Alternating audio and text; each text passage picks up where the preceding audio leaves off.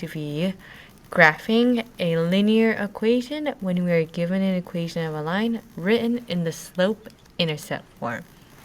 What do I mean by slope-intercept? Well, just as a review, what I mean by slope-intercept is it is written in the form of y equal to mx plus b, where m is the slope and b is your intercept. In this case, it's the y-intercept, or where it's crossing the y-axis. So I'm just going to add a note where it crosses y-axis. So I'm going to go ahead and do an example with this one. I'm going to go ahead and write the y equal mx plus b directly underneath the equation that we have so that we can see which one's the m and which one is the b. Let's go ahead and look at our b. That's our starting value. Remember what our b was? I was saying that our b is our value of y where it's crossing the y-axis. So notice that I highlighted b in purple. Well, b in this case, in this equation, is going to be equal to -1 because it's -1 minusing a positive, or you can think of adding a -1 or adding that b. So I'm going to go ahead and plot that b on the y-axis. Y-axis, remember, is our axis that goes up and down. It is the vertical axis. And I'm going to find my b in purple, that's -1, and it's right here. That's my starting value. Next, what I want to do is I want to look at my m. So I'm going to highlight that in a different color. Maybe I'm going to highlight it in a nice, I do like the color blue. So I'm going to go blue. M is a number in front of our x. It is our slope. Remember that slope m is the vertical, or the up and down, change over the horizontal change, or the left and right. I also want you to remember that when we are looking at the direction of, we look at this 1, it's a positive. Well, the up direction is a positive direction. Going to the right is a positive direction. Going down is a negative direction. And going to the left is a negative direction. If you get confused about what's positive, what's negative, I want to look at the y values, right? Let's say if we have y is -1, which is right here, and I want to go up to 3.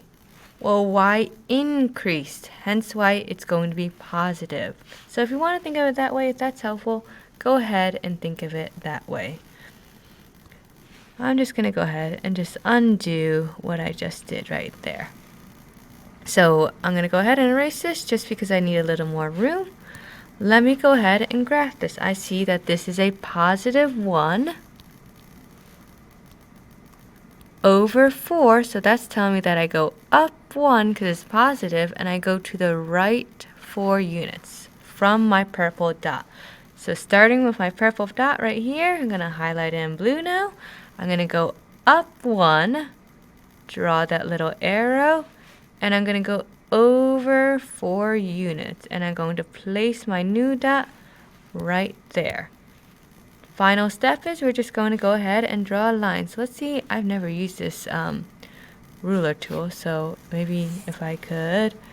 Ooh, it works. Maybe? Let's see. If I line up my ruler, draw a straight line, and there we go. That is my equation of a line that shows y equal to 1/4 x minus 1, and here I've drawn it on a graph paper. Let's go ahead and try a little more challenging one, right? We're going to go to the next one because I do want to specifically show you guys what happens when we don't have a number in front of our x. Well, here I have y equal to, I notice there's a negative sign and there's no number in front of the x. What this means is there's always an invisible 1 when there isn't a number explicitly written in front of our variable, which is x. So I'm going to rewrite it. And then you might say, well, there's no bottom number. What do I do? Because slope is a fraction, right? You just told me that it's the amount we go up and down over the amount that we go left and right. But here's another thing that I want to tell you guys. If there's no number underneath, remember, we can always divide it by 1 because any number divided by 1 is itself. And now we have a number that tells us if we are going up and down over left and right, our slope. Now we have a number that we are familiar with that we know is a slope. So here, our slope is down 1 because it's negative over 1 from the point, or maybe I should be consistent and do purple, from the point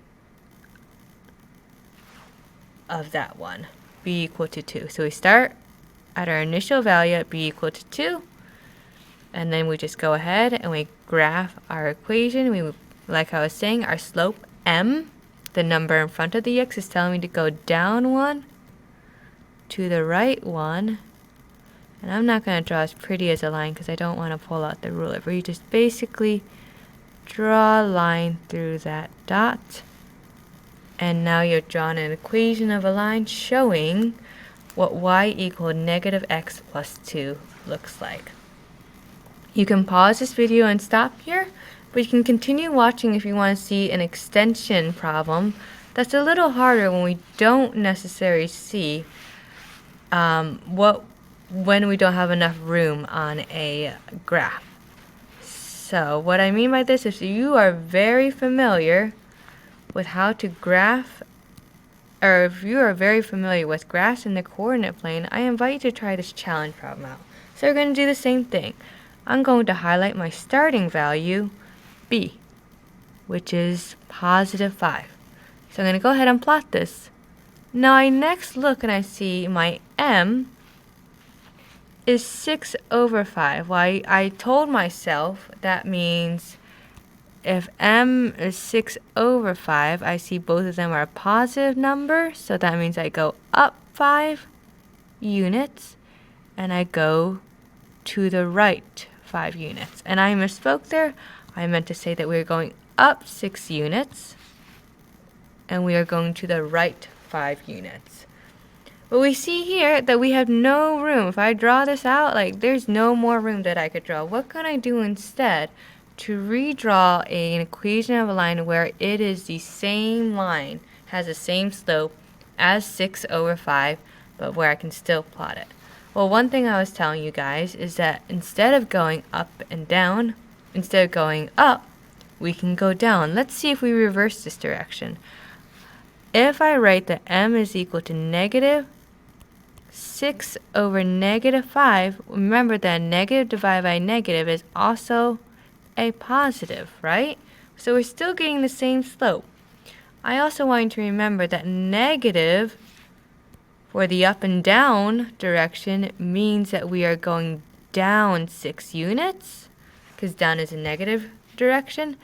And then instead of traveling to the right 5 units, because the right is a positive direction, we are actually going to go to the left 5 units. So I'm going to go down from our purple point, our starting value, 6 units. So negative 6. And then I'm going to go to the left 5 units and make that dot there. One thing I do want you to observe, I'm going to observe it in a sparkly, I'm actually going to go ahead and draw this line as best as I can. I'm going to actually pull out my fancy ruler over here. Let's see if I can do it a little better. And I'm going to do it in a different color so that we can just see, I'll do it in black, so that we can see our equation of the line. Okay, So as you can see here, I just drew the equation in line in black just to show you why we can go down -6 and to the left, and why it still shows as a positive 6/5.